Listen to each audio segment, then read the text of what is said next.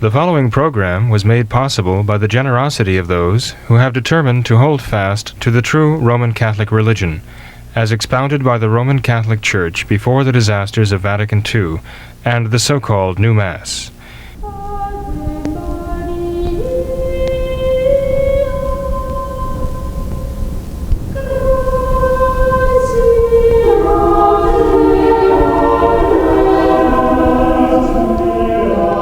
Hello, welcome to What Catholics Believe. This is another episode in our study of the Catechism.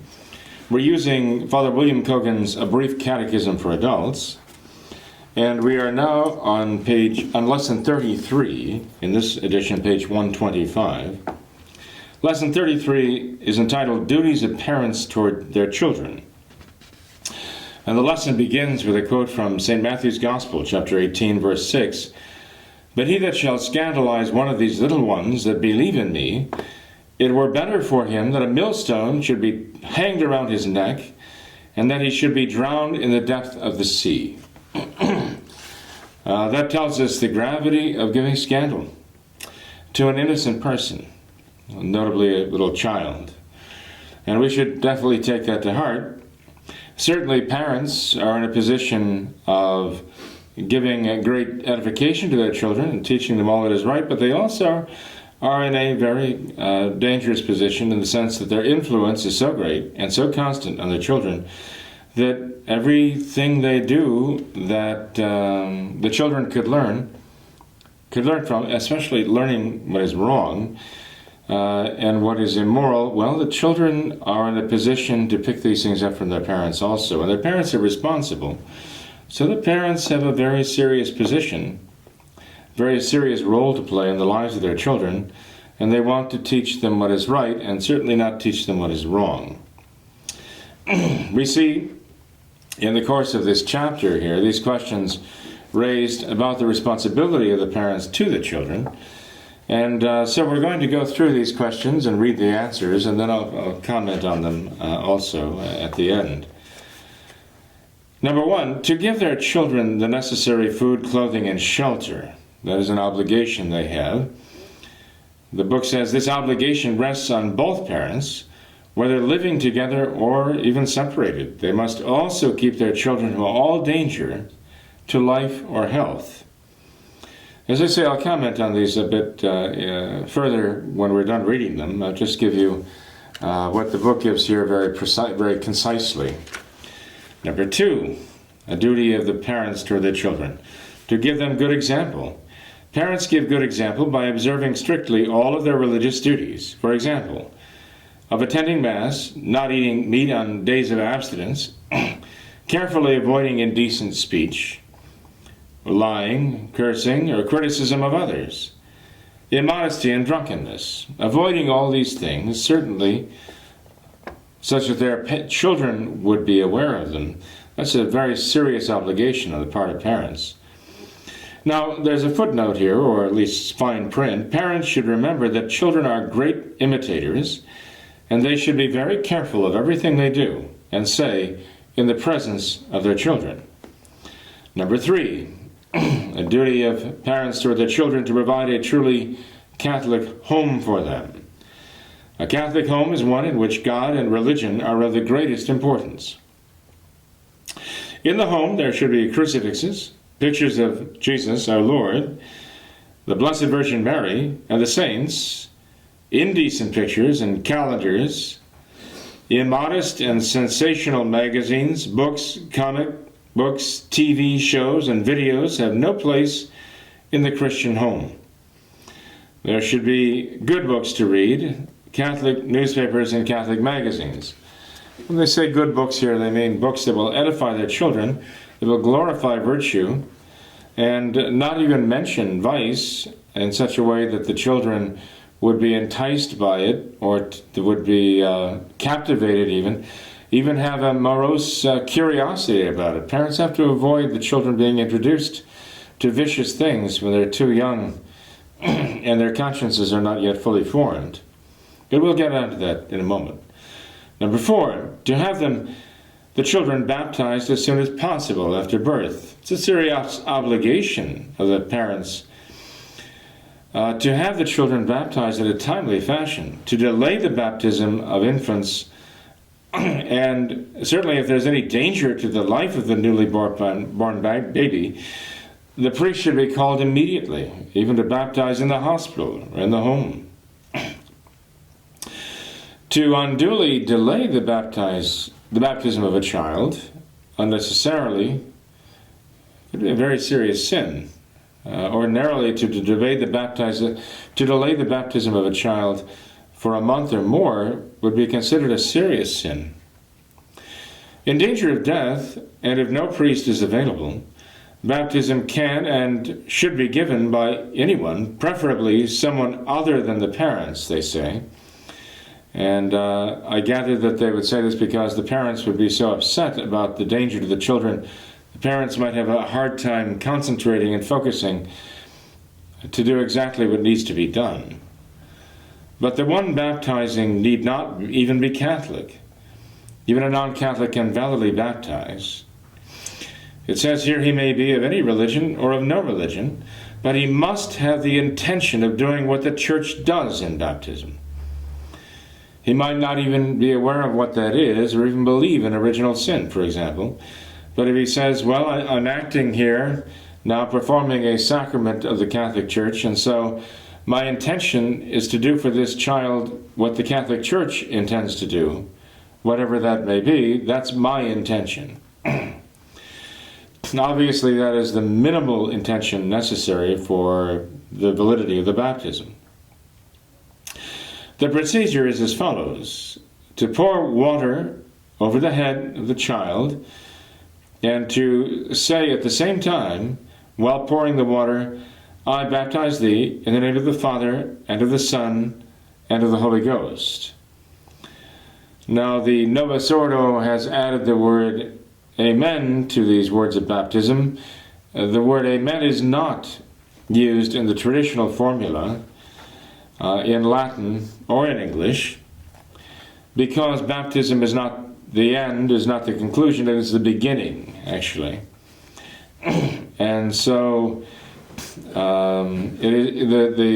formula of baptism, the form of baptism does not end in the word Amen. Ordinarily, it is not considered that adding that word would invalidate the form. So if one were to follow exactly the form, even as it is in the Novus Ordo books, it could still be valid, okay? Unless there is a contrary intention that is stated at some point in the ceremony. And I'll explain that when we get to the point. For instructions on how to baptize an embryo or fetus after a miscarriage, they tell you to go back to page 72 in the book. I believe we talked about that. I mentioned even that we've had babies baptized in utero. Under certain circumstances that can be done, and has been done. When it appears that the child's life is in danger and the child might not survive to be born. In any case, that is a different question here. The question here is the obligation to have the child baptized in a timely fashion, so as to obviate really all risk that the child perish without the benefit of the sacrament of baptism. Number 5, to see that they go to confession, receive Holy Communion, and to receive confirmation. In other words, the parents must raise their children as true Catholics. That after baptism, they then are raised and taught to receive their first Holy Communion, certainly to be able to have the sacrament of penance available to them when they reach the age of reason, and therefore when they can sin. And then to receive the blessing, the sacrament of confirmation as well. These are all obligations of parents, serious obligations of parents to provide these things for their children. Number 6, to teach them to pray. Daily prayers should be said together by the whole family. As the saying goes, the family that prays together does stay together. The daily family rosary will go a very long way toward ensuring that children grow up to be good Catholics. They need the staple of that rosary, a way of life. It should be a way of life with them to pray that rosary, so that they would not think of letting a day go by without actually praying the rosary together with you, their parents, and their siblings, and later on with their own families when they're able to marry and raise their own families. It should be as commonplace and as much a staple of their daily life as eating and brushing their teeth in the morning or whatever they do. This should be just automatic, as it were, without question, that we kneel together and pray the rosary. Now I realize it's a little difficult when the children are small. You wouldn't expect a 2-year-old to kneel for 15 decades of the rosary. You wouldn't expect them necessarily to kneel upright and to be attentive for 5 decades of the rosary. It's simply beyond their powers. But to let the children see it as an accomplishment to be able to stay up and pray the rosary. Start them off when they are able to pray the beginning prayers of the rosary and put them to bed and finish the rosary together with the members of the family who can. Let the children realize, okay, if there are children whose capacity might be taxed to pray an entire first decade of the rosary. Maybe they'll fall asleep. All right, well, let them fall asleep praying the rosary. Or let them go to bed, put them to bed after the 1 decade of the rosary, and then come back and finish that together as a family. Let it be an accomplishment for a child who gets to be maybe 4, 5, 6, 7 years old to think, I can stay awake and I can be good for all 5 decades of the rosary. Let them consider that to be a badge of honor, that something to achieve and accomplish, that they are now big enough and grown up enough to be able to join the family for the whole rosary. But let them grow into this. Don't put unreasonable expectations on them, and then make the rosary an ordeal, something to be dreaded by the families, by the children, by requiring them to do what is altogether beyond their abilities to do at that time. So, but you want the family rosary to be embraced as a standard function of the family. But you don't want it to become a great burden and a misery so that the children grow up dreading praying the rosary as a family. God forbid that should happen. So you have to use your prudence. One thing you notice, though, it is usually mom who teaches the children the words of the prayers. Mom is usually the one who teaches the prayers to the children. But when dad prays, well, the children get a sense of the importance of prayer.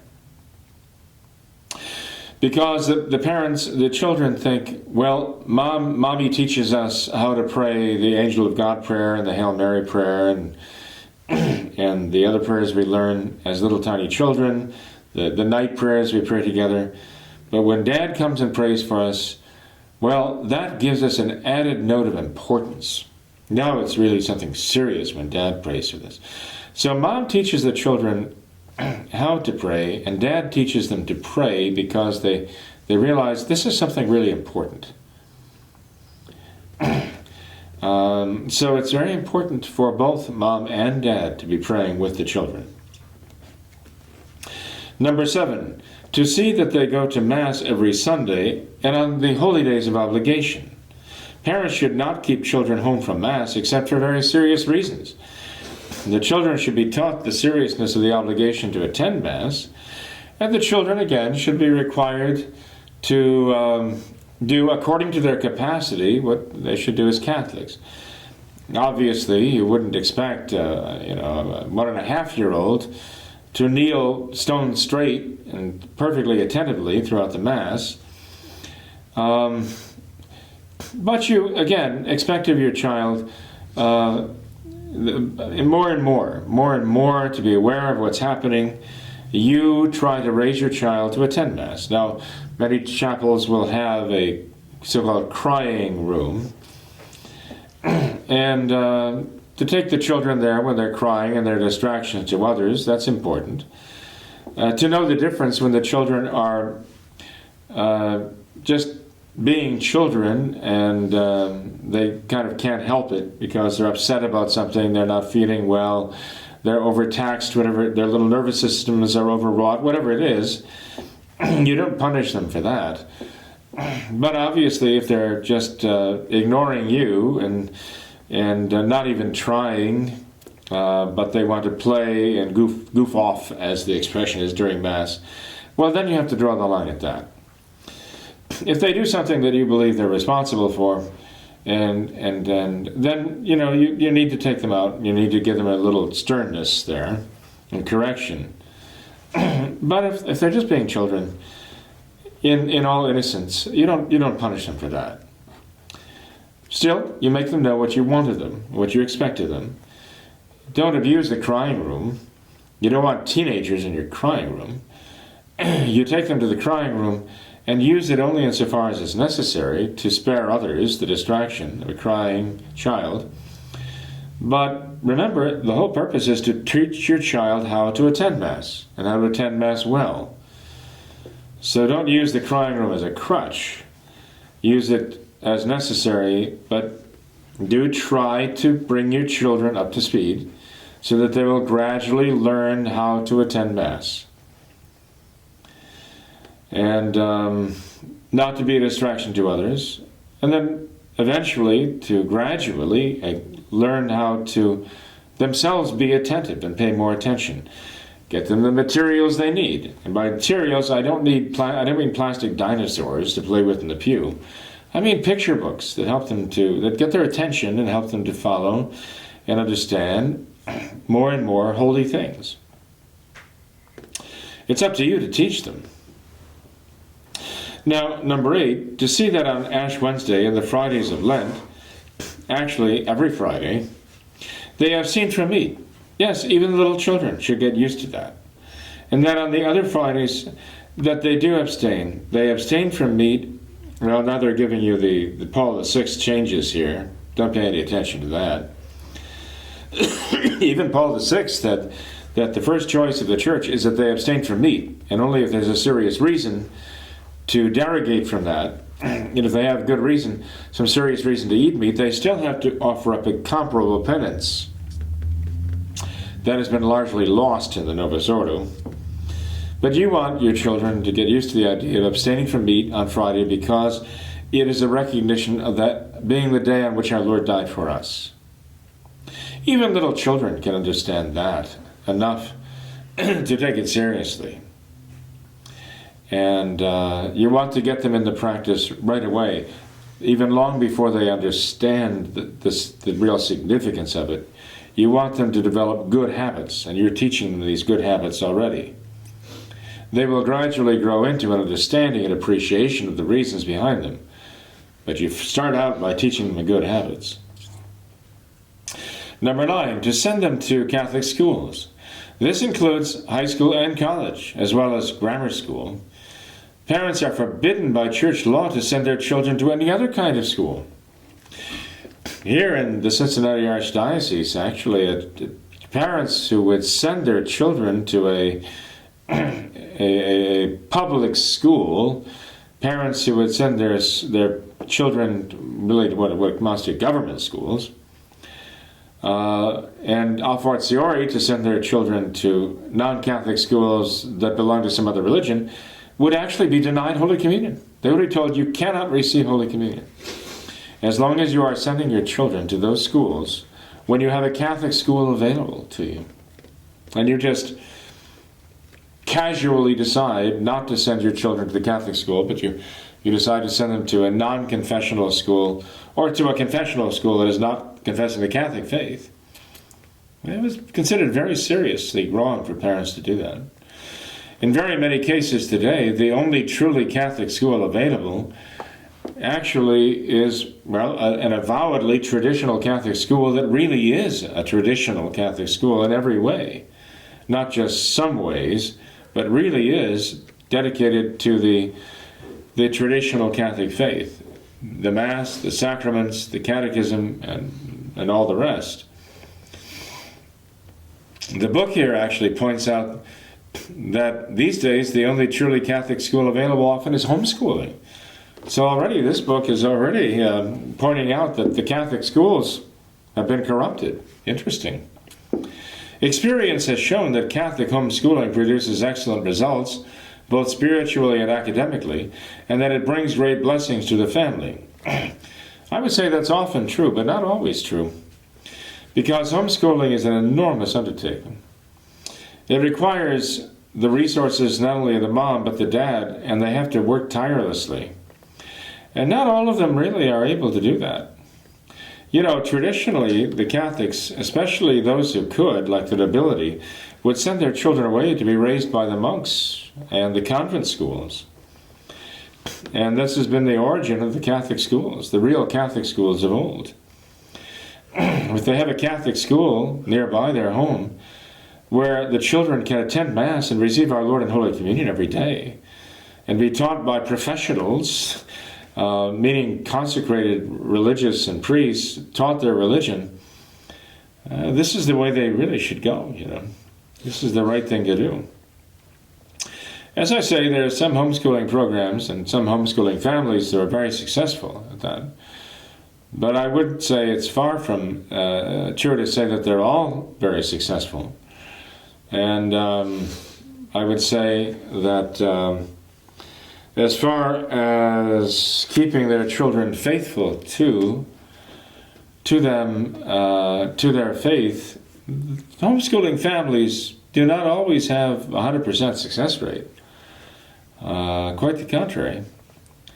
If you have a real traditional Catholic school, that's the way to go, really.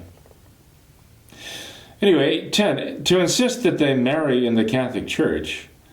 A Catholic cannot marry except in the presence of a Catholic priest and 2 witnesses. This is for the validity of the marriage. So you have to raise your children to understand that. When a son or daughter begins to think seriously of marrying, the parents should have him or her see the priest and receive the necessary instructions on marriage. They should encourage dating only with Catholics, or at the least with non-Catholics who are willing to take a full course of instruction in the Catholic religion. Parents commit a mortal sin by forcing or unduly persuading any of their children to marry. So parents do not have the right to pressure their children to marry. They don't have the right to determine their child's vocation. Their child has to discern that vocation for himself or herself by prayer and sacrifice. The children can steer them in the direction they think is in their best interests. But to pressure a child to marry or not to marry, to pursue, let's say, another vocation, to pressure them to enter the seminary, to pressure them to enter the convent, that's not the way it's supposed to be. To encourage them, that is the right thing to do, to encourage them. But ultimately, it's the children having to know God's will for them, to guide them. And we can talk about that a little bit later, too. Number 11, to give them the Christian attitude on marriage and having children. The example of the parents is paramount. I mean, after all, how does a child grow to know what a Catholic husband does? What a Catholic father does? But by watching their own Catholic father and husband in action. This is the example that they have to teach them. So how does a young Catholic boy grow up to know what it is to be a real Catholic husband, and what it is to be a real Catholic father, what the obligations are, what is expected of a Catholic husband, what is expected of a Catholic father? How does a young man grow up to know what these things are? But by watching his own father, how his father treats his mother, how he treats his children.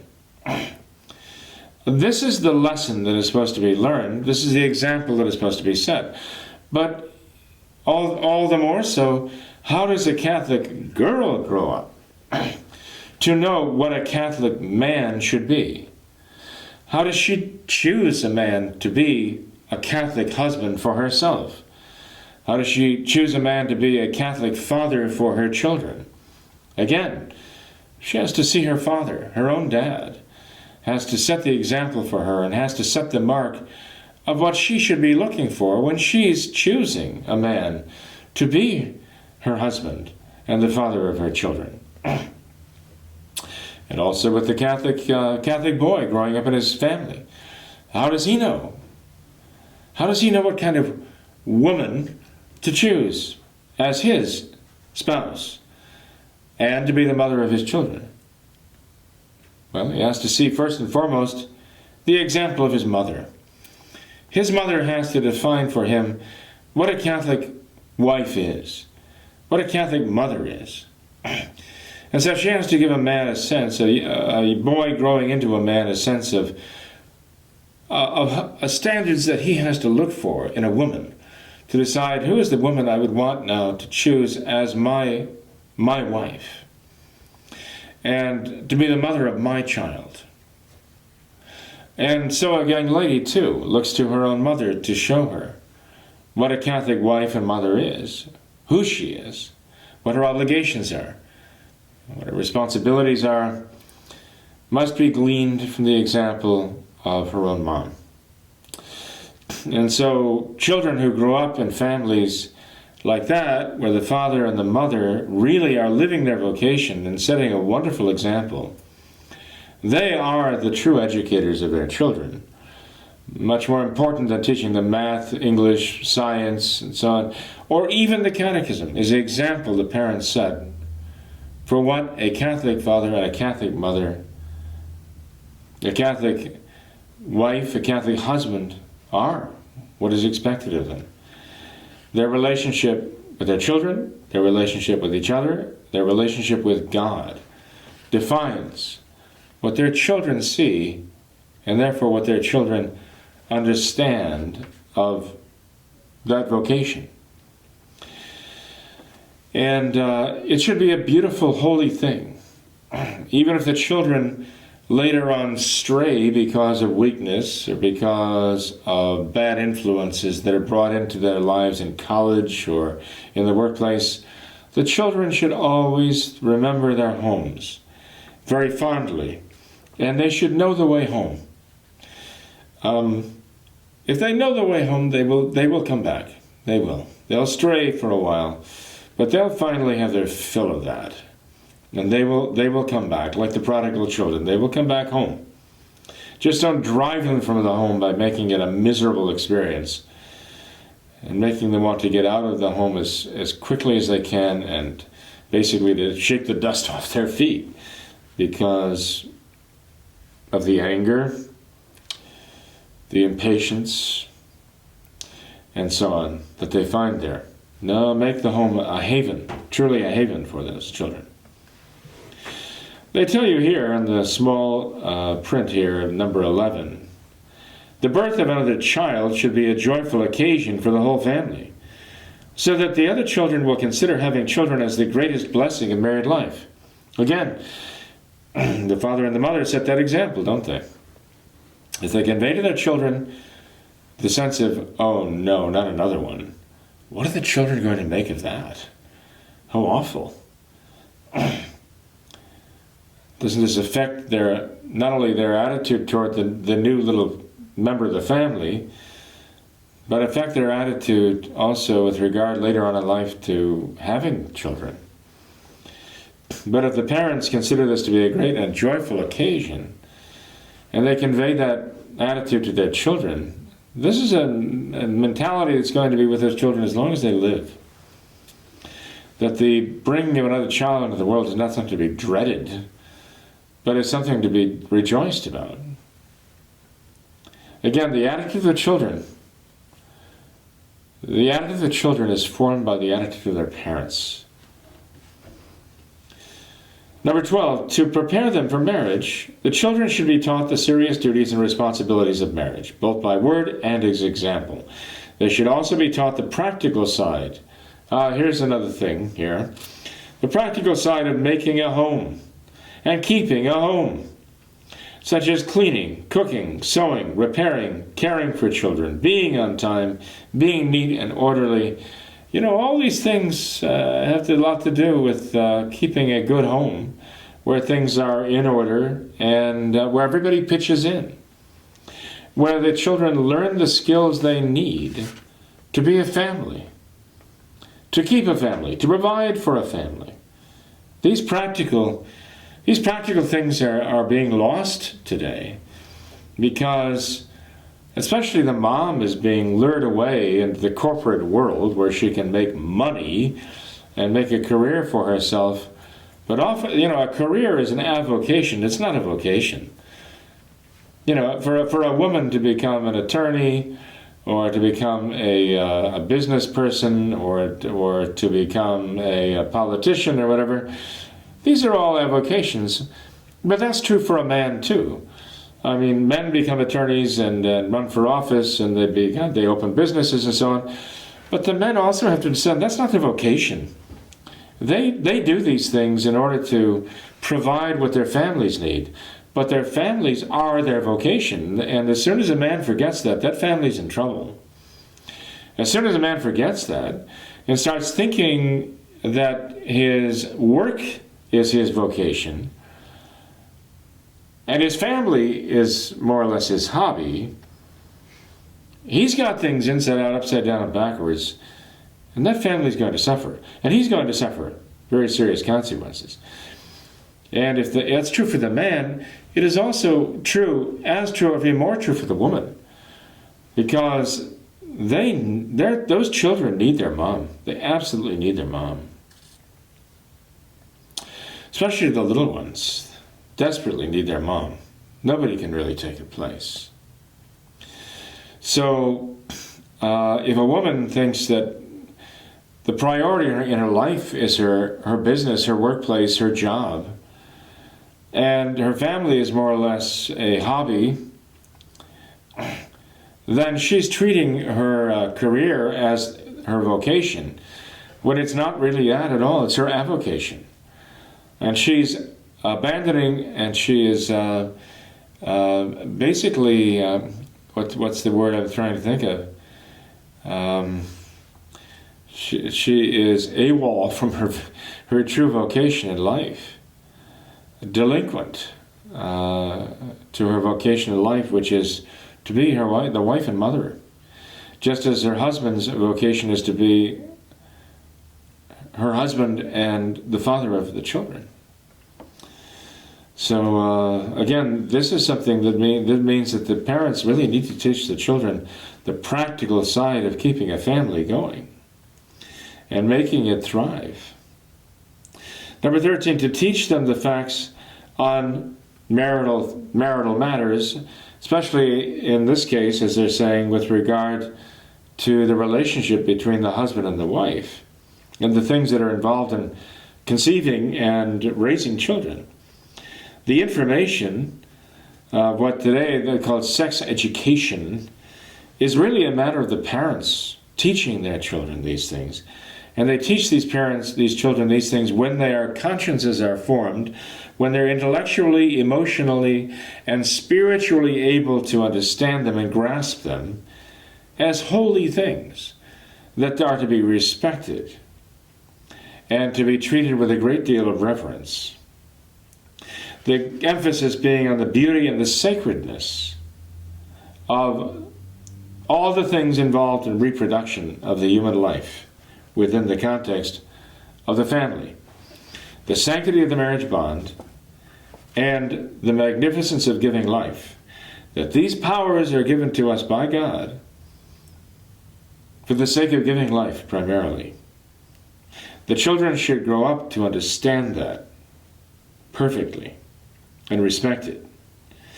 Now, the answers to the questions about the facts of life should be correct. And so the parents should not make up fairy tales for the children, but they always have to be suited to the age and mental capacity and development of the child. And it's a little tricky because not all children develop at the same rate. You'll find, I think, that the first child gets all of your attention, that's true. But the second child gets your attention, but also the attention of the older sibling. And the third child and the fourth, maybe they're learning things from their older siblings that you had not taught to the first child at that age. You've got to take that into consideration too. Parents should encourage the confidence of their children so that the children will come to them and not be afraid. And the child, If the parent has the child come and raises a question and the parent reacts in the wrong way, the child will now be afraid to bring these things to the parent. And all too often, the child will take these questions to other people other than their parents, and that's not good. If the parents react also in such a way that the child comes away thinking, ooh, that was bad for me to ask about that. The child then will also begin to think, ooh, there's something seedy about this. There's something disgusting and disgraceful and shameful about this. And the child will then kind of go underground in their thoughts about these things. So the parent wants to avoid, absolutely, sort of getting the child off the track, getting the child onto the wrong track right from the start. When the child begins asking these things because of things he or she has heard from Robbie next door, their friend who maybe watches too much television, or has seen in a book, or overheard, whatever it is, you parents need the wisdom greater than Solomon to deal with this in a very respectful and thoughtful way, so as not to frighten your children off about it, but also not to treat it as though the child gets the idea that anything to do with the relationship between a man and a woman is dirty, and something shameful. You should be able to teach them that this is something holy and something that they should have great respect for. So be careful about that.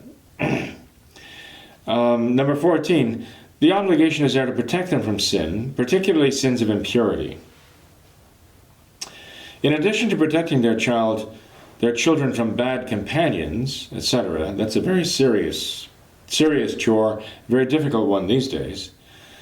Parents have a grave obligation to do whatever is necessary to protect their children from classroom sex education.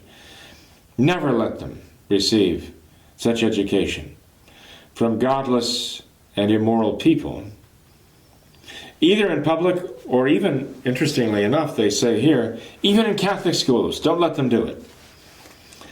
And that's very good advice. I mean, even in a traditional Catholic school, they were very careful about presenting these ideas to the children. Whether it's in religion class, in biology class, or anatomy class, or whatever it is, we're always very careful about presenting these ideas to the children. And whenever these matters are treated of, we always treat them with a great deal of deference and respect. So why? Because it's actually the parents' primary responsibility and prerogative to know their children's capacity, emotional and spiritual, and to reveal these things to the children in the right way at the right time. It's a touchy subject, though. It's a very difficult subject to know. And so there has to be a cooperation between the church, the school, and the family. We have to be working together on this very subject. Now, they say here, formal sex education is always grossly immodest and a temptation to sin. Even aside from the un-Catholic and un-Christian slant with which it is usually delivered, he says, even aside from that, it is an occasion of sin, presenting these ideas to the children in a very indelicate way. So one has to be very careful about that. Even in the moral theology manuals that have been translated into English, there are sections of the moral theology manuals written for seminarians learning to be priests that are still, they keep them in Latin. They don't translate them when they talk about these things. Again, because one has to have the maximum reverence for these things. Our human nature is so corrupt and so weakened in this regard. We have to be sure that the conscience of the child is formed well enough to take these things in the right way, not in the wrong way. Not to develop a prurient interest in these things, not to develop the kind of morbid curiosity about these things. Anyway, if little children are introduced to these notions too young, can develop a morbid curiosity. And they might not know what's going on, but they know something's going on. They know there's something going on here, and it inspires a kind of unhealthy curiosity in them to find out more and more. And you find these children getting into serious trouble. So be very careful about that. Maximum reverence for the child, especially when it comes to matters like this. Number 15, the parent has an obligation to correct their sins and faults. It's a serious sin on the part of a parent to neglect this duty, to raise your children, teach them. That's your obligation. Discipline. The word comes from the word for teaching, to instruct them, teach them what is the right thing to do. So discipline is a lot more than just punishing them. Discipline is a matter of teaching them what is the right thing to do, not just teaching them what is the wrong thing to do. So sometimes it's much more difficult to teach them the right thing to do than it is just to keep punishing them for what they're doing wrong. Number 16, to teach them the virtues of honesty, obedience, truthfulness, purity, and modesty in dress. These lessons must be given early and repeated continually and consistently. As I say, even before they understand the reasons for them, you have to teach them good habits so that when they reach the age of reason and you can teach them the reasons, they already have the benefit of the good habit that they've learned. God forbid that they've learned all these bad habits and then they reach the age of reason and now you're trying to teach them and convince them of the right thing to do when their practice for years has been just bad. They have all these bad habits to overcome. Don't let that happen to your children. Teach them good habits right from the beginning, as soon as they're capable of learning them. 17, to teach them respect for the rights and property of others. Many parents sin seriously by bad example in this manner. And on this whole subject, sometimes you'll see parents teaching their children to be immodest, even when they're toddlers. I know. People today say, you can't dress your child like that. That's just a little child. You should let them wear, the skimpy things, skimpy outfits. Let them appear in public with skimpy outfits. There's no harm in it. They don't understand these things yet. But wait a minute. Just a second here. If you get your 3, 4, and 5, and 6-year-old child used to running around in very skimpy clothing, you're forming a habit in their minds of what it feels like, and they get used to it, to wearing practically nothing in public. And so they're going to grow up with that idea, well, this is, from my tenderest years, this is what was right and normal.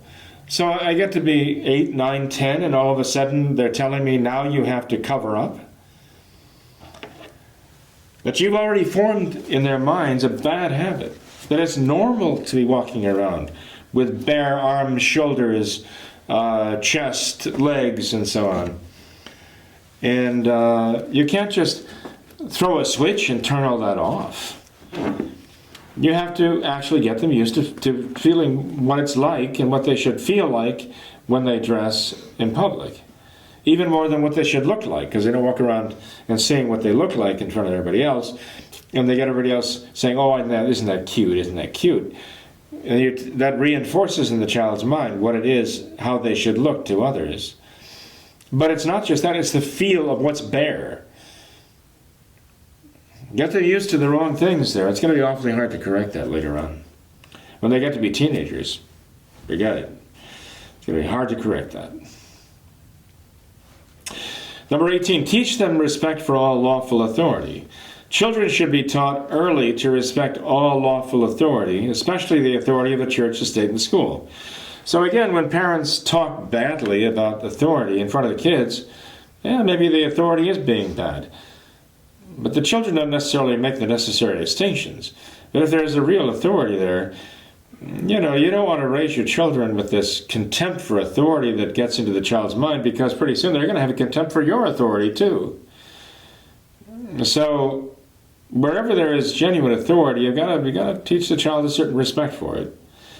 And when the child is able, then you let the child make distinctions. You enable the child to make distinctions because you explain to the child the distinction between lawful authority and unlawful use of authority. But early on, while the child's a concept of authority is forming, we'll talk about that in a minute, you have to help the child's concept of authority form. And you can't do that by just slamming and dismissing all authority from the beginning. Number 19, to give them wholesome recreation and keep them from evil companions. The Christian home should be the center of the child's social life, a place where he feels free to bring his companions. As a matter of fact, you should want your home to be such that the kids want to come to your home, that your son and your daughter wants to bring his friends to your home. Your home should be such that your children's friends want to come to your home because it's a nice and happy place. You don't want your kids running off all the time to the friend's home. You don't have to control over that. You might not necessarily even know what's going on there. What's on the television or what magazines are lying around. You should be very careful about that. You want to make your home such a place, such a cheerful, joyful place, such a happy place, and such an interesting place, actually, too, that your children themselves, not only your children are happy there, but other people's children are happy to come there and spend time with you, under your roof, under your supervision. You want your home to be like what should I say, a haven for not only your own children, but for their friends as well.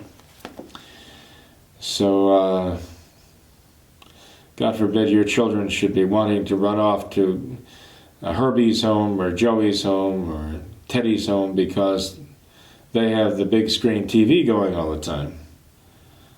No, don't let that happen to you. Parents should be extremely careful about allowing their children to attend motion pictures. They should also examine their comic books. Oh, don't even go there. Don't even go there with the kids these days. Comic books, forget that. They shouldn't even know about such things if you can help it.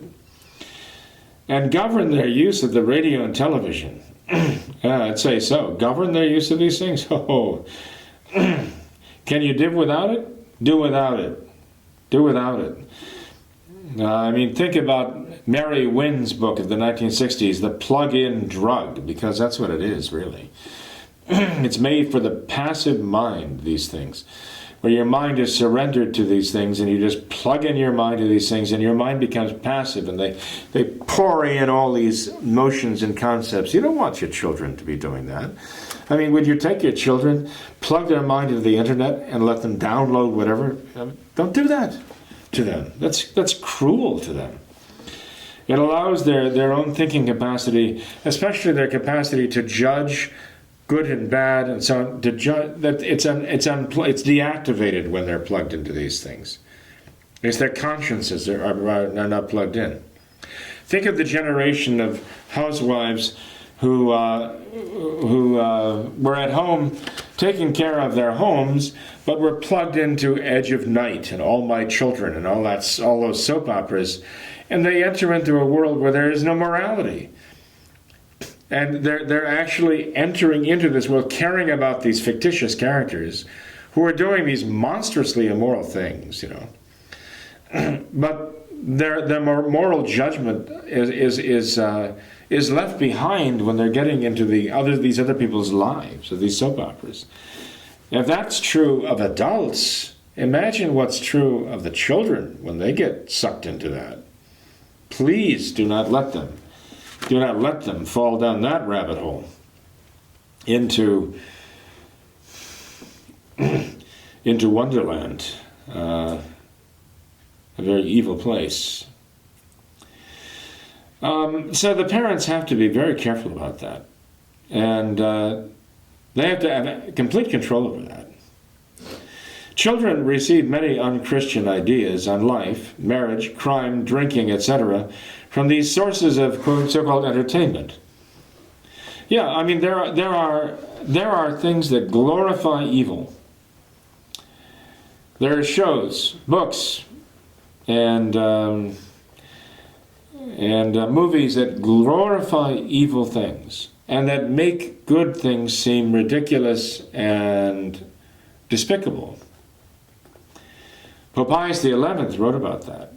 He even had the Legion of Decency, such that the people would stand on the Feast of the Immaculate Conception in the churches every year and pray out loud, recite out loud before the Blessed Sacrament, a pledge to the Legion of Decency.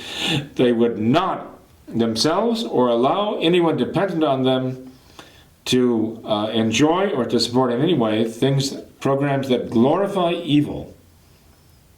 And we would say today, ridicule good.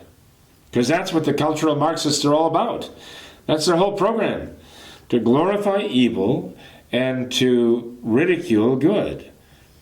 Don't be surprised if these media are all actively engaged in that cultural warfare to corrupt your child, suborn your child, recruit your child to their side. If you let this stuff go on in your home, or if you let it go on in your child's mind, even when the child is not at home, you are the one who's in line for that millstone. Or worse, because our Lord said the millstone would be better for you than what actually is going to happen. But it's not only that. You see, your child is sitting there, sometimes even you are sitting there, and your child is being entertained by immoral behavior. And you might be thinking, well, my child knows this is wrong. But wait a minute. You and your child are being entertained by somebody's immoral behavior on the screen. You're being entertained by something that is offensive to God. Do you see something wrong with that? Should you find it entertaining, or should you find it disgusting and despicable? Well, you might, but your child might not yet understand the gravity of this. Be very careful. One day, I'll just kind of depart from this for a minute. I have one question left to go here, and then I want to say a couple more things, but I just want to tell you about this.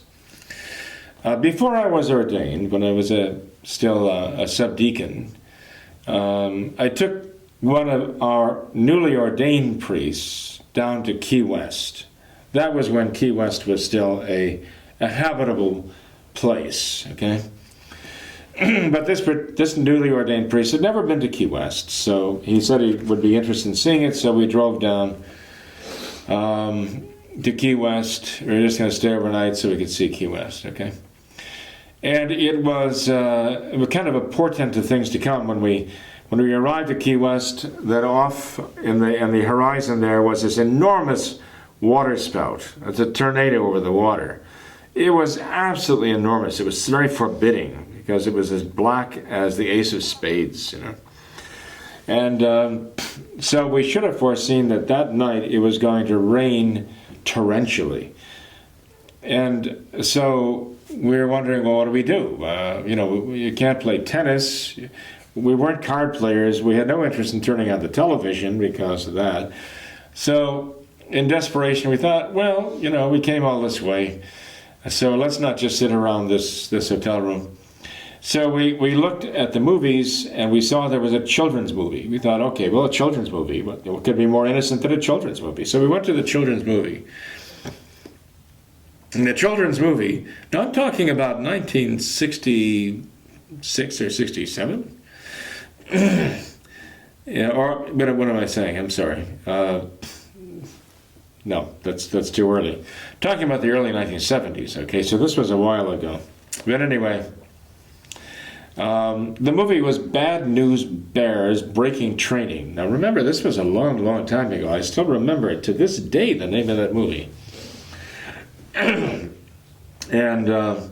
so we went to this movie, and of course it was raining cats and dogs, so hardly anybody was there. In fact, when we arrived to this enormous theater, the only other people visible in the whole place were two people sitting way down front. We sat all the way to the back. So the movie starts. In those days it was much more innocent than it is today, with all the coming attractions and so on. And lo and behold, who walks in at that point, at the very beginning, but a man and his little boy. And I guess the boy was maybe 9 or 10 years old. And in this enormous empty theater, they sit right in front of us. Well, maybe it was providential at the time, I don't know. They sat right in front of us, okay? So, in the course of this movie, in the first 10 minutes of this movie, these children do the most outrageous things. There is a coach who is completely out of his mind with rage at the children.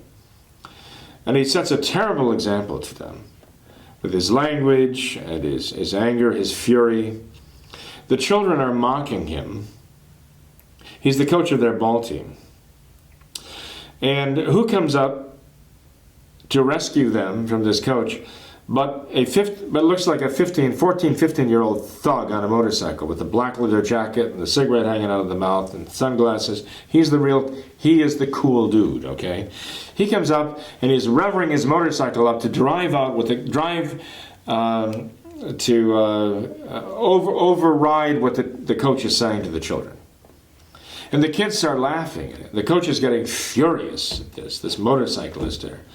And finally, the kids run off following this thug on the motorcycle, this teenage thug. And the teenage thug actually takes over as the leader of the pack of these kids. I mean, we're talking about kids about the same age as the little boy who walked into the theater, maybe 9, 10 years old. And the scene that happens very soon now is the children are leaving to go to a baseball tournament. So they all pack into this stretch van, driven by, guess who? The thug. Yeah, the 15-year-old kid. He's the driver. This is a stolen van.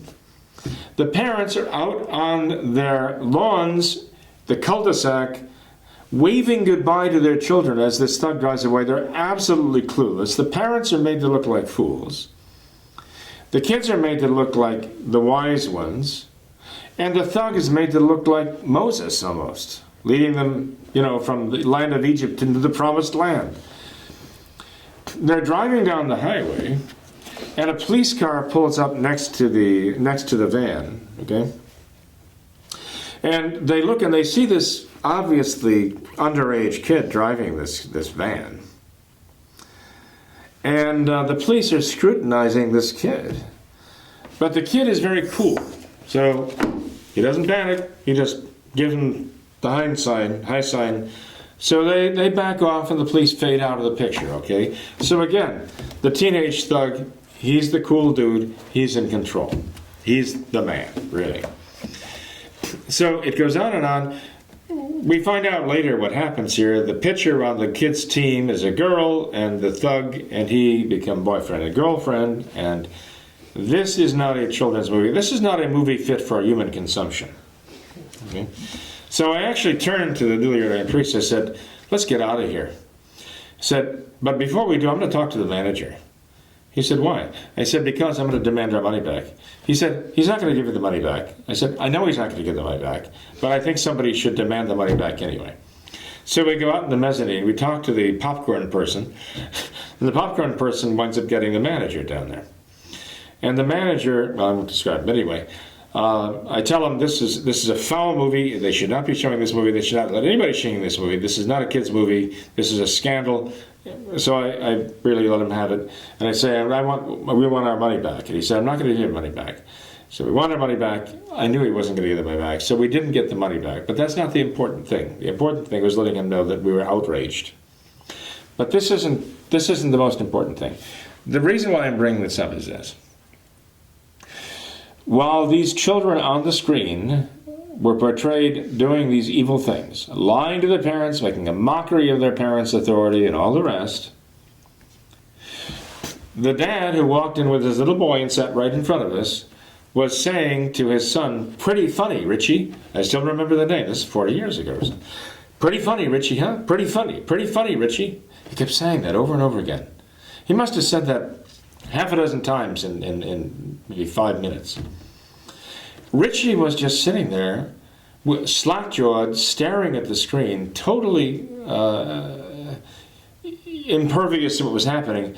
But he wasn't reacting in any way. He was just staring blankly at the screen. But his father wanted him to think it was funny. I thought, this is awful. I was actually more entranced by what was going on between the father and the son there than I was with going on the screen. And I was so upset about what was happening with this father wanting his son to find this amusing.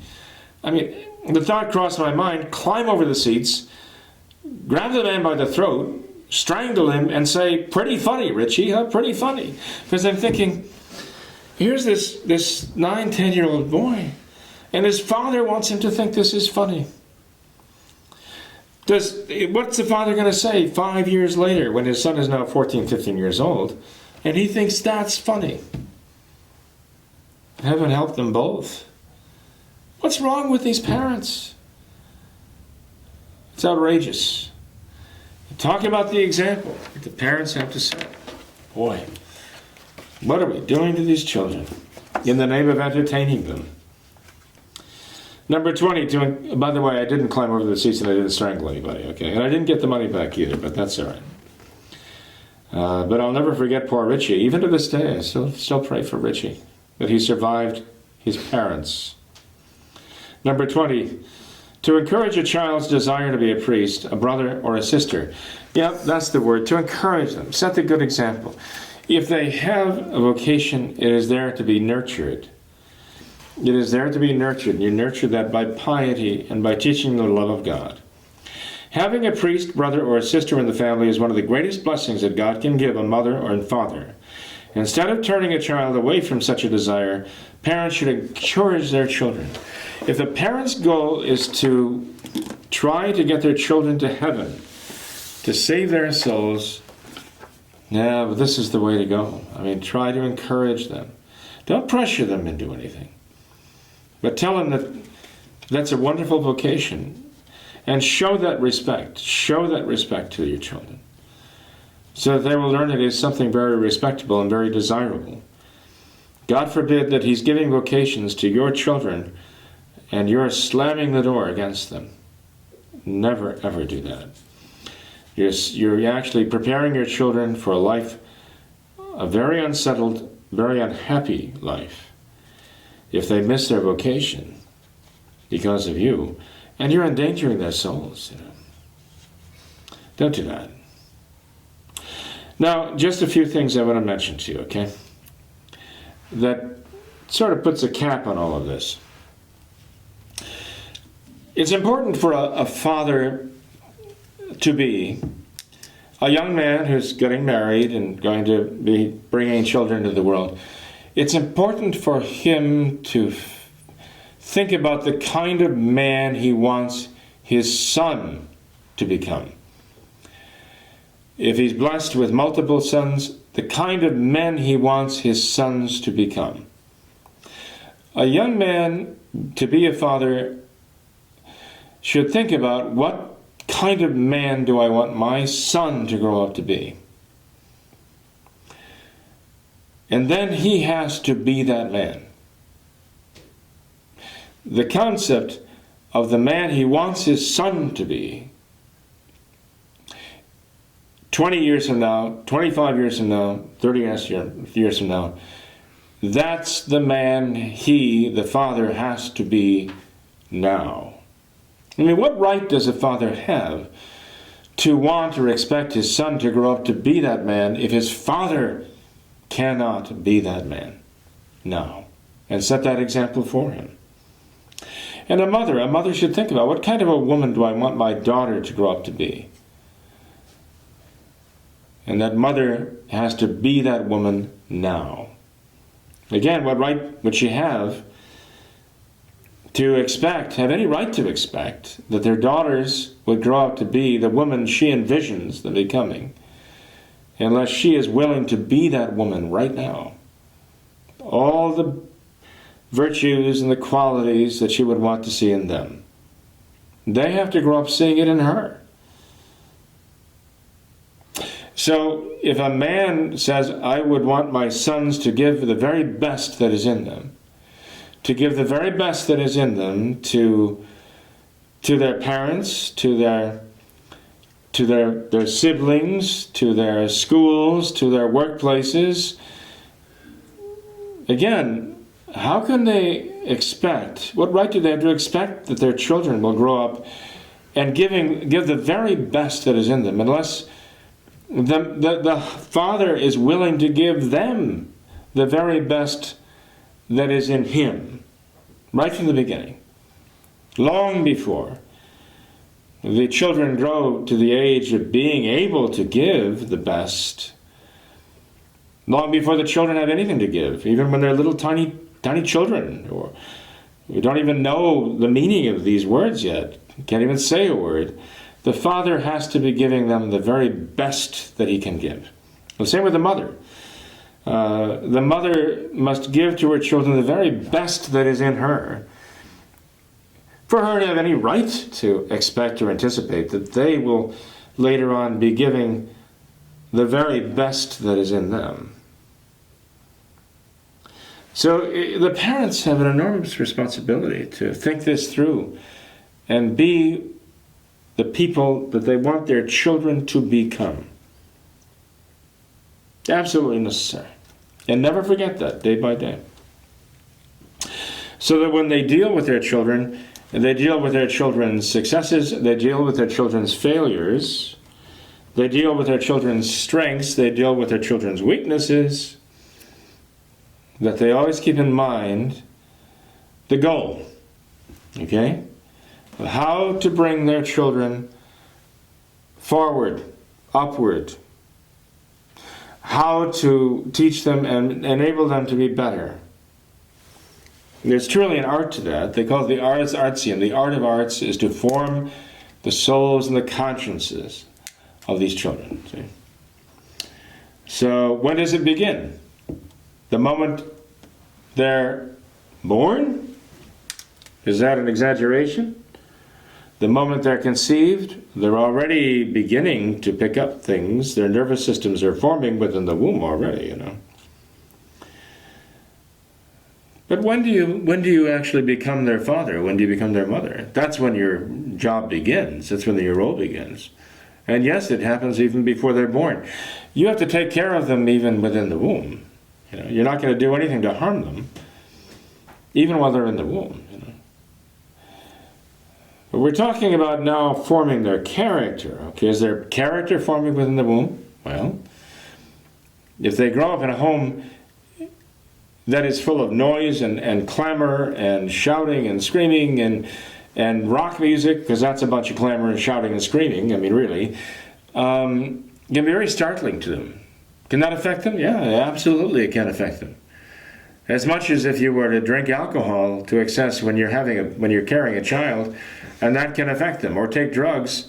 Yeah, you feed them what they can sense in the womb as being very jarring and startling and disordered. It can have an effect on them later on. You know. How do you know your child has reached a certain plateau of beginning to understand the concept of authority? I mentioned this earlier, right? And this all has to do with the fact that there are two fundamental lessons you have to teach your children. Every child you have to teach two ideas. And if you don't successfully teach them these ideas, they are going to be troubled in this world and hard-pressed to save their souls in the next.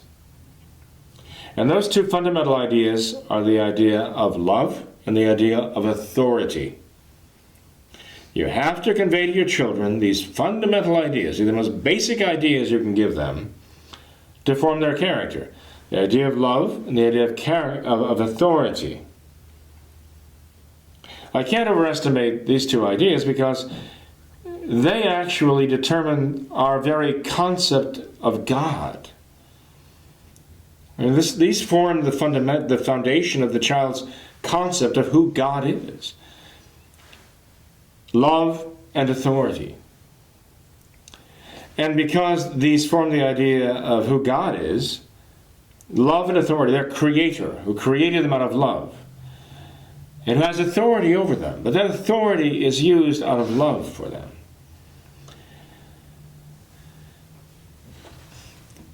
From that idea, then they learn who they are. They learn who they are as creatures of God, loved by Him, and made for His love. If children grow up without those concepts, they can not only not understand who God is, they can't even understand who they are. So you have to give them these concepts of love and authority. When does this start? It starts right from the beginning, even from their conception. Even how you treat yourself with them on board.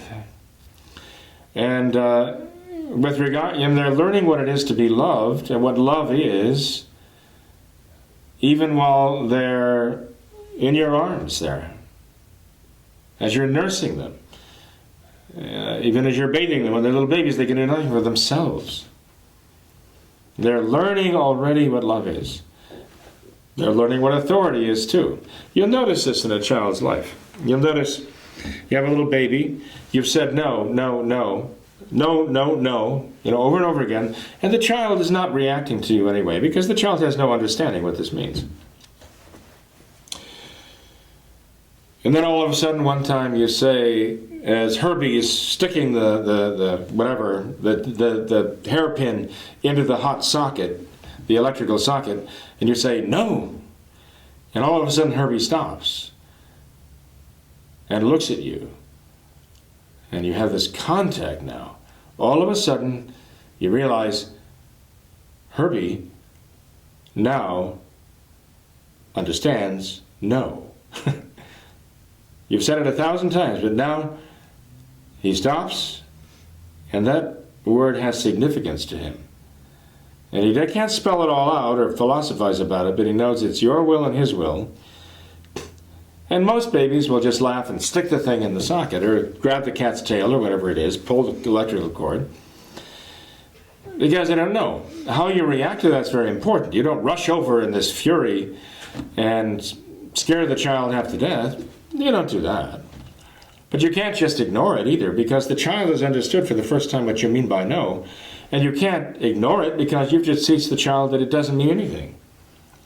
So you have to do something. You have to go over to pick the child up. Obviously, if he's stuck the hairpin into the electrical socket, you're not going to just waltz on over there and take it easy. The child's going to be hurt by that. You're trying to protect that child. But even if no harm comes from it, you have to go over, pick up the child, and tap the child on the wrist, not to hurt him, and with a stern look say, Mommy said no. Daddy said no. Just to let the child know. And the child will start crying immediately, of course, because he knows you're mad, you're upset about it, you're angry, or you're just displeased, okay? You're not angry, you're just displeased, or you're worried even. But the child will cry about that. But that's okay. Because the child has just had this experience of learning the meaning of the word no. And you have to show him, you have to reinforce the concept of what that means. Because if you don't, you're teaching the child exactly what you don't want to teach the child, that it doesn't mean anything. What's going to happen the next time? Well, if you don't react properly, what's going to happen next time? The child is going to ignore you. Sometimes we hear the children screaming at Mass, and Mommy or Daddy will get up and carry the child out.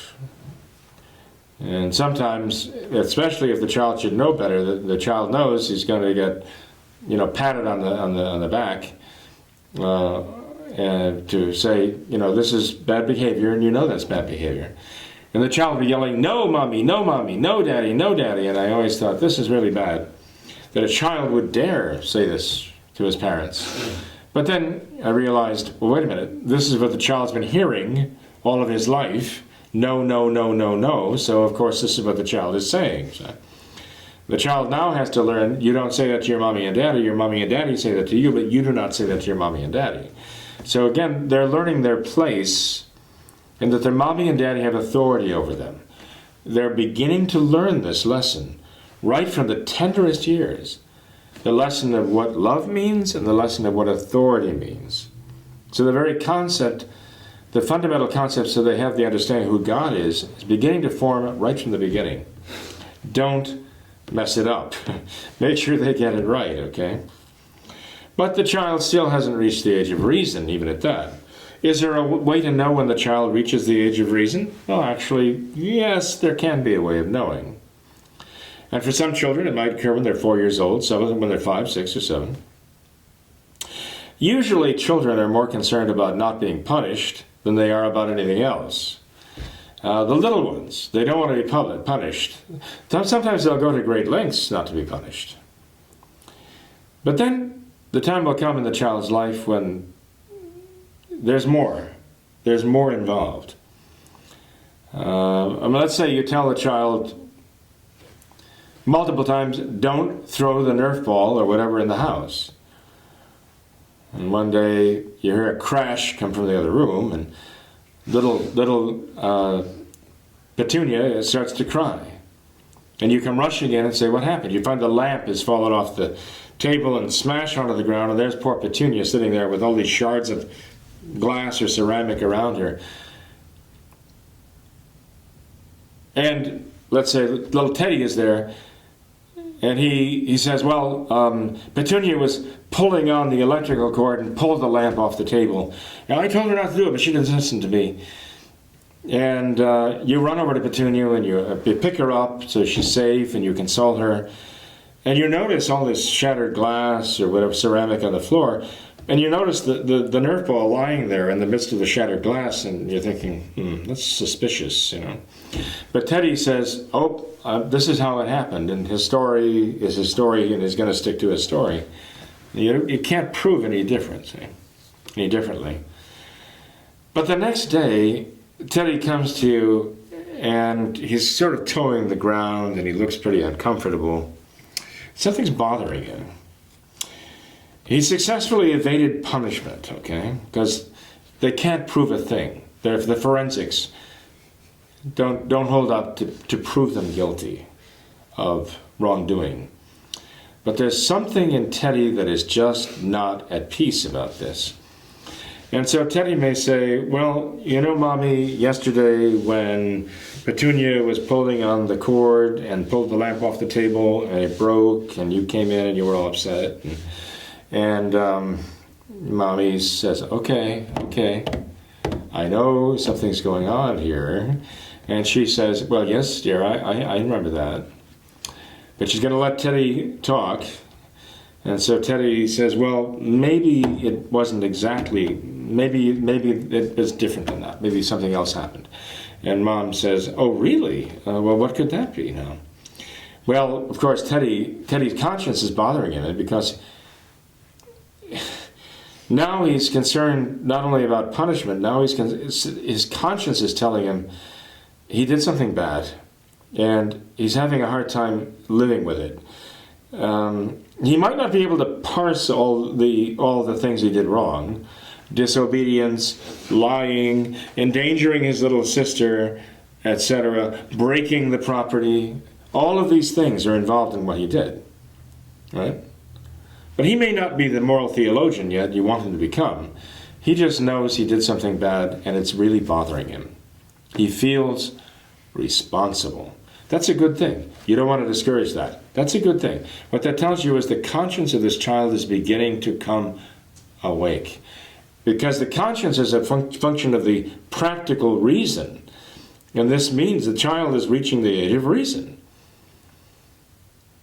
So you don't want to discourage that in any way. When you find out the truth, that he really threw the Nerf ball, knocked the lamp off the table, and endangered his little sister and all the rest, you don't want to again erupt in this volcanic fury. You want to tell him, well, listen, Teddy, you know, this is what you did was bad, and then on top of that, after you did this and this and this and this and this, you also lied to me, and you know that these things are wrong, and it bothers you because for the first time in your life, you feel responsible for these things. That's good, and I'm glad you feel that way because you should. because it is bad. What you did was bad. And I'm proud of you, not for what you did, but I'm proud of you for taking responsibility for it. So there's something good that has happened here, that your child has now reached a milestone in his life and has taken responsibility for what he did. You don't want to discourage that. You don't want to encourage the bad behavior either. So you tell him, well, you know, you did something wrong, so you have to make up for this. Take ownership of this. You have to make up for this. For example, your little sister could have been badly hurt. She could have cut herself badly because of what you did, and that's very bad, you know. And you disobeyed, and you broke the property there. And so, in other words, you tell Teddy, you know, you have to fix this. And so you tell Teddy, look, you know, you broke the lamp. Now you have to work to make up for it. You have to do some chores to earn the money to make a new lamp, for example. Let your child begin to see the possibility, not only the responsibility, but the possibility of redemption, of making up for it. You know, maybe Teddy will you know, get on his knees and scrub the floor. He's going to make more of a mess than he does cleaning it up. But you're conveying to him the idea, I have to do something to make this right. I can do something to try to make this right. That's a very important concept for the child. And let the child earn $1.25 or whatever. Of course, the lamp costs, you know, $45, and you're going to pay the bulk of the money, but he has to contribute something to getting the new lamp, okay? That's very important. Take the ball away. Don't let him have it, okay? You might even ask him, now that he's reaching the age of reason, you might even get that mind turning and saying, well, Teddy, these are the bad things that you did, and what do you think you should do now to make up for this? Have to help buy a new lamp, but what else should be done? And tell him, go over and sit down in the chair there for 10 minutes, 5 minutes. It'll seem like an eternity to him. And I want you to think about what you should do. What you should do to try to make up for this. That's a very important strategy because it gets the child thinking in terms of practical results. And not only that, but it kind of helps, it buys you time because as a parent, you know, you always are supposed to come up with immediately the perfect solution, the perfect punishment, the perfect compensation for every crime. As a parent, you know, that's hard to do sometimes, to know exactly what's the right thing to do. And you're kind of fumbling for, okay, what should I do? What should I say? How do we handle this? Let the child figure it out. It's good for him. You'd be surprised. Teddy might come back 5 minutes later and come up with a really good idea. And it's his idea. Or he might not come back with a good idea.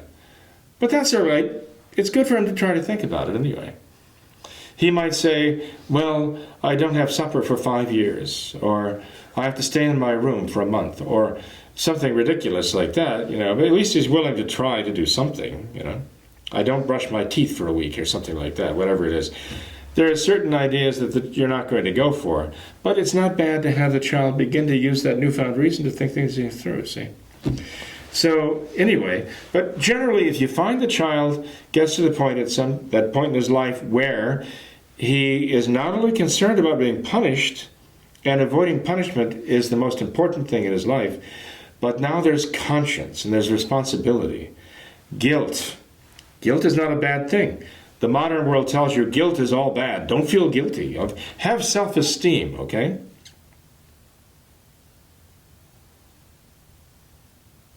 That's not the same as self-respect. The modern world says guilt is bad, don't have guilt. Would that Adolf Hitler was capable of feeling guilty for what he did? Would that Mao Zedong, the communist dictator of China, were capable of feeling guilty for what he did? Would that Joseph Stalin, the communist monster of Soviet Union, would be capable of feeling guilty for what he did? And these monsters had in common they were beyond feeling guilty for anything they did. A guiltless world is a very sick world. Okay, it's like you take all the souls in hell and you look for any sense of guilt or sense of remorse, genuine remorse or repentance. It's not there. It's like creating hell on earth. Because they have no functioning conscience, it seems. No, guilt is a good thing when somebody is responsible. When somebody really is responsible for being bad and doing bad things, it's important that they do feel guilty because it shows they take the responsibility. If they become scrupulous and they feel guilty about things they're not responsible for, that's bad. If they do bad things and they don't feel guilty and don't feel responsible, that's bad. If they do bad things, they should feel responsible and they should feel guilty and they should feel that they have to make this right. That's good. You want to encourage that in your child, okay? So when you see that, you know the child is beginning to reach the age of reason and is growing up, and that's a very good thing. And you want to handle that in the right way to encourage the good and to try to discourage the bad, okay? There are other things. What is the objective of all this? Well, the objective of all this is to develop the conscience of the child so that you can trust your children. You want to be able to trust your children. Because when your children get to be 12, 13, 14 years old and they reach the age of puberty, they're going to have a lot of things happening to them that are going to be very troubling and very disturbing and very enticing and very tumultuous in their lives and yours. And you want to have a very firm foundation in a good conscience by the time they get into those rough waters of adolescence. See? And by the time they get to be 16, 17, 18, 19 years old and they're suddenly mobile, and maybe they have keys to a car, and they have friends at a distance, and they're going to go out with those friends, you want to be able to trust those children, to be honest with you, and to be faithful to what you have taught them. What a terrible situation it is for a parent to be in, to have a 16, 17, 18-year-old child, and that parent can't even trust that child, cannot trust their own child. Cannot trust their child when the child goes out to do what they're going to be doing, they said they would be doing, with the people they said they'd be with, that you approve of. And you wonder, what are they doing now? What is my son doing now? What is my daughter doing now? Who's my child with now? What are they watching now? I have no idea. I know what they told me, but I can't trust them. That's a terrible position for a parent to be in. When you can't trust the older children in the family with the younger children, because you don't know what they're going to be teaching them, watching in their presence. That's a terrible situation to be in. When the enemy is in your own household, you're careful about who you allow your 10-year-old to associate with outside the home, when the 16-year-old brother is the worst influence imaginable. They're right there in their own home. That's a terrible situation to be in. You don't want to be in that situation. Teach your children the concept of love and authority.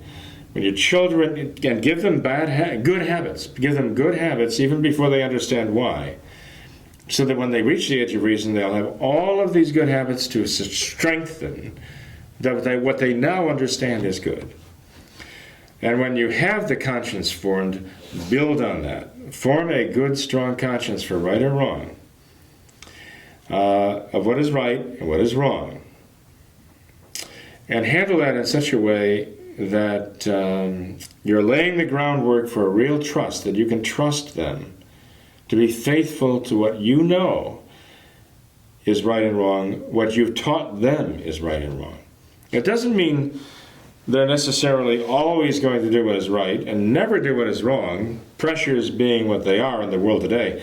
Jeremiah Denton was a great figure here in the United States of America, a United States Senator, but before that he was in the military, a Navy flyer, jet downed in Vietnam, taken prisoner by the Viet Cong, held for 7.5 years,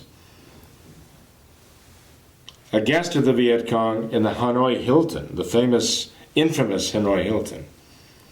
Finally finally freed, returned to this country, and not long afterwards, here's what he said. As a prisoner of the Viet Cong communists, I was tortured every day. And I was under tremendous pressure to crack. But he said, since I've come back home again, I've seen that when I went through there as a prisoner of the Viet Cong in constant torture is not as terrible as what the teenagers of our own country are going through, the pressure that they're under every day from their own peers to give in, to surrender to the social pressures right here in America. Jeremiah Denton said that. What does that tell you? And that was back in, the 1980s? He said that. Back in the 1980s. So, you know your children are human, they're going to be weak. When you lay down the law and you say, no, I don't want, you're not going to associate with this person, you're not going to take that job, you're not going to go to that, do that course, you're not going to whatever, and your child says, you don't trust me. Well, the fact is, you do trust them, and you tell them, well, of course I trust you. I trust you to be a 17-year-old boy. I trust you to be a 17-year-old girl. That's why I trust you. I was one myself once, and I know the kind of pressures there, and I know what I went through. I know how hard it was. Yes, I do trust you. I trust you to be tempted by these things.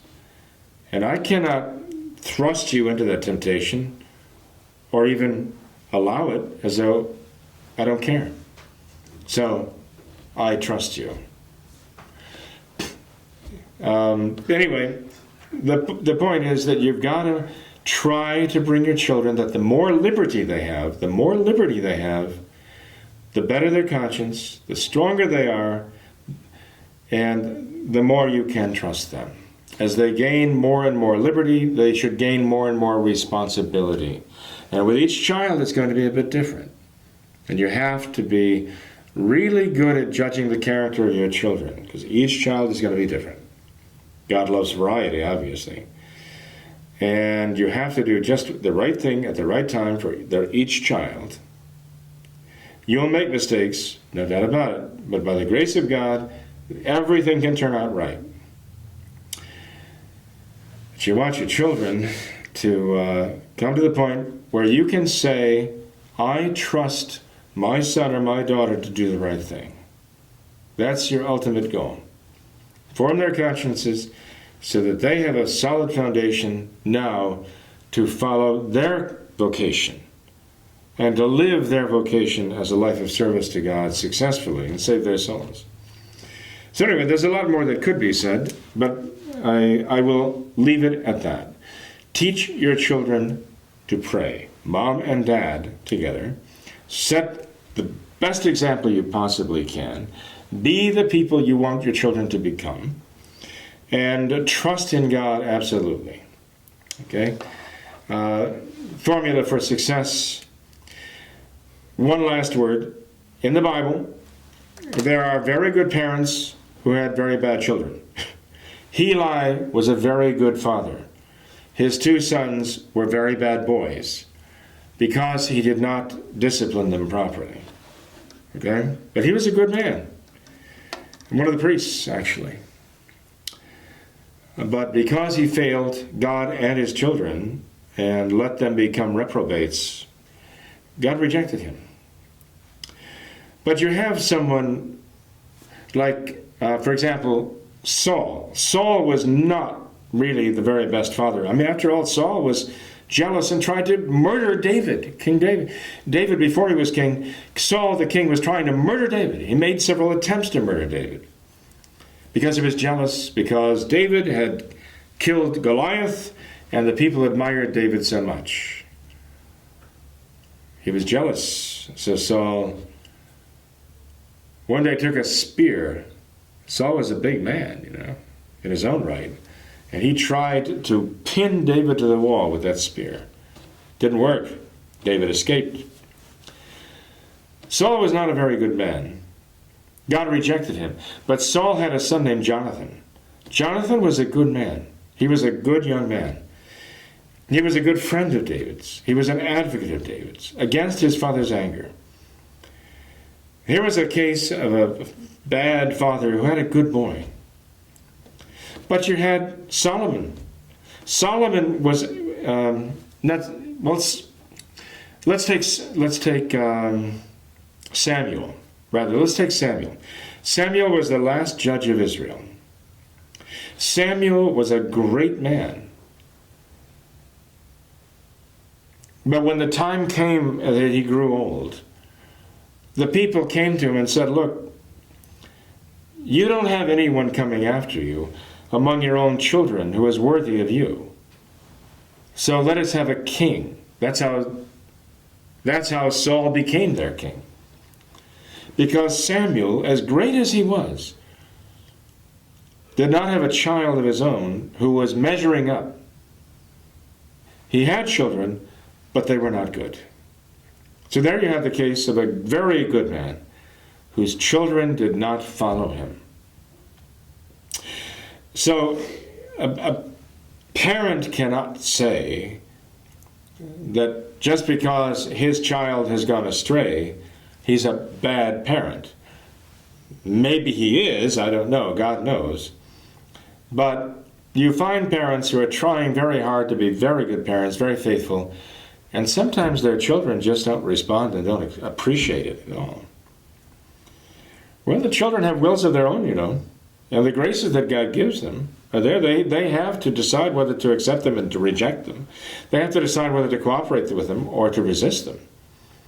And the parent can't control that.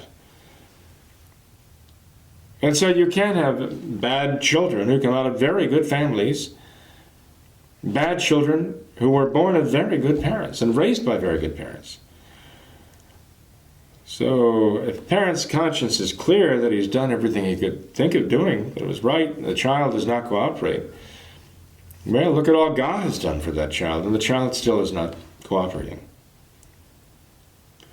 So parents should not necessarily look down upon themselves and excoriate themselves because a child here or there has gone astray, as though it's a reflection on what kind of parents they've been. On the other hand, if a parent has children turn out right and they're very good children, the parent cannot say, I must have been a good parent because look how good my kids are. There might have been other influences involved there. A parent needs to answer to God for himself. And this is why, as an authority person, not just a figure, but one with authority from God for his children, he always has to remember that he doesn't have to answer to his children. He has to answer to God. And if he keeps that in mind, that his authority over his children comes directly from God and is answerable to God, then he can become a very good parent and have real hope of bringing into the world and nurturing, educating, and providing the greatest legacy of all, very good children, to be the next generations. God bless you.